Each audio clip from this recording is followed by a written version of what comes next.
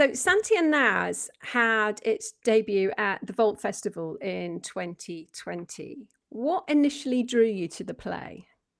So myself and Guleraana Mir, who both run the Thelmas, we co-run it. It was actually kind of originated by us, and it came out of a conversation around the time of the 70th anniversary of the partition. It was leading up to that, and there was a lot of stuff in the media, a lot of stuff around, information coming out about it, and a lot of people kind of going, "Oh, I didn't really know anything about this." And we were saying how awful it is that it's not really taught, and it's people are so not knowledgeable about it.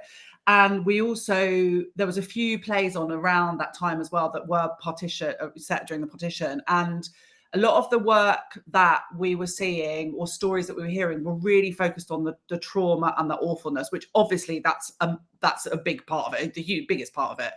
But we really felt like, was there space for another way of telling this story? And then at the same time, I'd been kind of thinking about these really intense teenage friendships that often girls tend to have, that burn really bright and then kind of after a while fizzle, but they're, these kind of like all-consuming friendships. So we thought, actually, what about combining those two ideas? Because also when you read the sort of testimonies around partition, a lot of women's voices just didn't get heard. Those women's stories didn't get heard because, to be blunt, they didn't survive. And it's really awful when you kind of hear about what happened to women and girls during that period. So we were like, okay, how do we tell this story that's about partition but isn't really about partition? It's about two young women experiencing a huge historical and political event in a tiny village right next to the border of the partition. And that's sort of where it came about. And then we brought in Afshan Dasuda Lodi, who co-wrote it with Guleraana, who brought another just brilliant perspective to it, that really kind of enriched the original story that we had, sort of rough plot that we'd come up with, and really fleshed out these characters to make them feel really relatable and fun, even though it's not a fun period of history.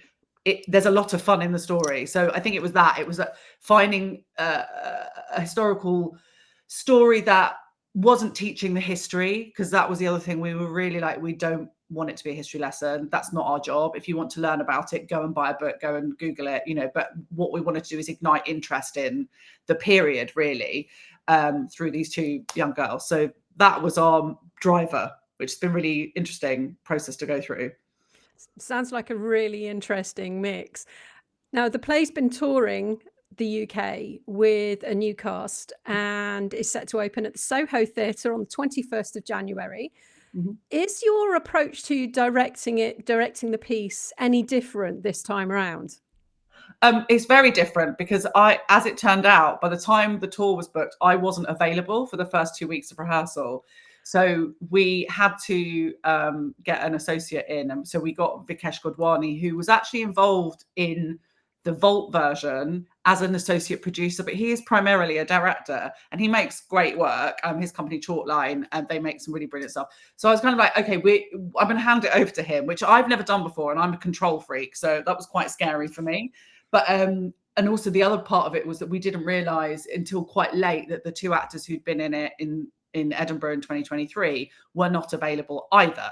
So we got a casting director involved. We got Polly Gerald to pull some young new South Asian actors into a rehearsal room, and I came back from Edinburgh halfway through the festival to London and did like a casting for it without Vikesh, and then sort of handed it over to him via Zoom, and then left it for 2 weeks while I was rehearsing something else, and then went back in the third week. So it was really interesting to see someone kind of reconstruct my work and these two young actors make it their own. And they did really, all of them brought something new to it, a sort of fresh energy to it, which was lovely. And so we're kind of like making little tweaks. And so for Soho, we've made some tweaks to the script, and there's probably like an additional scene in there. And I will again make some edits in rehearsal when we go back in January. So it's been a really interesting process. And I think what's been quite cool about it is because we've lived with it for such a long time, and we started working on this in 2017. It's every time we've done it, we've been able to like add stuff, edit stuff, make changes, flesh certain parts out, bring out like different elements of the story. So for example, when we brought it back in 2023 for the Fringe, we brought out much more of the queer element to the story, which was sort of, there was a taste of it there at Vault, but it wasn't really fully realized. So we were kind of like, let's fully lean into that storyline. So yeah, it's been really interesting. Just it's been a learning process for me, even though it's a show that I know really well, which is really nice.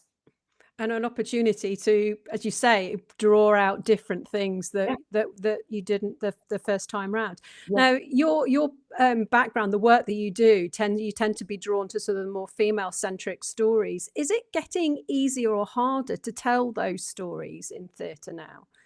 I don't know if it's getting easier or harder, because I think it's more complex than that, because I think there's kind of a couple of different elements to it. But I think the questions that I would ask is about what level are female stories getting produced at? Are they in your studios or your secondary spaces, or are they in the main house? And the answer is often no, they are not. And also, who gets to make those? At my level, as sort of like emerging up to sort of mid-career, there's loads of brilliant female directors and writers and makers around making female focused work that's really important to them, and actually is really, you know, fascinating and interesting stuff. But often at the next level up, you look at some of these stories and it's often male directors and male writers, which I think again is still a problem, and that hasn't changed for, I mean, even the reason I started the Thelmas was because I was so frustrated with female artists not getting commissioned to make female-led work, and the female-led work that was out there was just not what I was interested in seeing. It was very tropey, and you know, just not really my thing. And the other part of it also is, I guess, is the kind of stories that female artists are allowed to tell, because I feel like often the big sort of political, juicy, like thriller type stuff, it's very rarely female directors and female writers making them, which I also think is something that, you know, it does need to change, and I don't know how to do that. But so I think it's complicated is my answer to that. I mean, I've always gone out and just made the work that I want to make, but I'm possibly a bit unusual in that. I think Guleraana and I, we've kind of like blazed our own trail, really. And I've not really been that jobbing director. I've just gone, I'm just going to generate my own projects because that's what I want to do. I don't want to do canonical work. I don't want to do, you know, I just want to make what I want to make. So yeah, it's been kind of interesting, but yeah, it's complicated. Now, I want to open the door to the backstage area and the rehearsal room for those that have never been involved in making theatre. What's one thing that might surprise people about the process, what goes on? I think probably it's sort of twofold, is actually how much work and how many people are involved in making a piece of theatre. And then that versus the amount of time that is given to rehearsing it and getting it up on its feet, which is very short and intense. So I think they'd be very surprised about quite how much time gets fed into this tiny window of time where everyone kind of like goes full all out and really pulls together to make something, and it's very intense, and then you end up with this sort of product, and after press night everyone from the back end of it sort of filters off, and you end up with the actors and stage management just keeping the show running, which I think is kind of interesting. That it feels like it's almost like a diamond being formed, that you kind of, the pressure is like, and then it's sharpened up and it's there and it's glowing and lovely, and then that's sort of it. So yeah, I think that would be interesting to people, and I do think they'd be surprised. I'm going to put you in the audience now. What is your favourite type of theatre to watch, and what would you recommend? Uh, I was thinking about my answer to this question because I see so much theatre. I mean, I think just not boring, quite frankly. I don't want to be bored. I don't want to sit in a theatre for 2 hours and be kind of looking at my watch. And I think, but without being negative, being a bit more positive about it, I would say I think I really like theatre, and I really appreciate theatre that leans into theatricality. Like, work that could only be a piece of theatre is sort of my thing.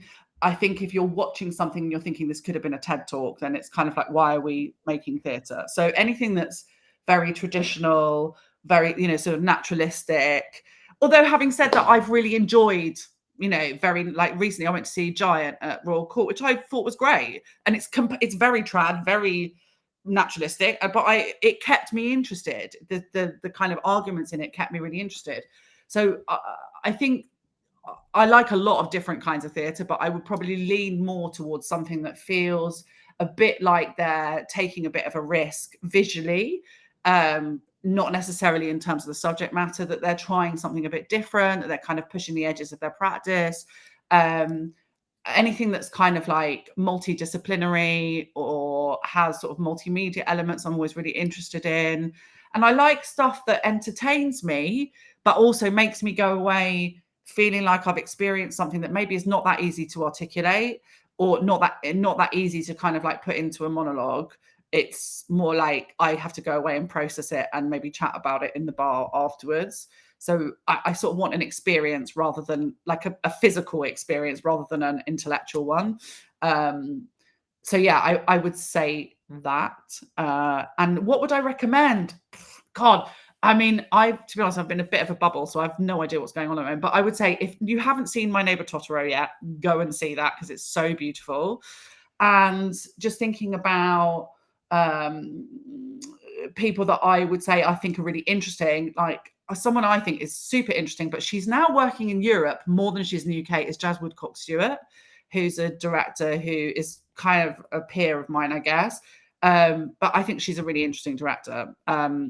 So I would recommend seeking out people like her and the new kind of guard coming through. I think, yeah, that's what I would recommend. And obviously I'd recommend Santi Naz. Obviously, get the plug in and get the plug in there. That's great. Thanks very much. No worries.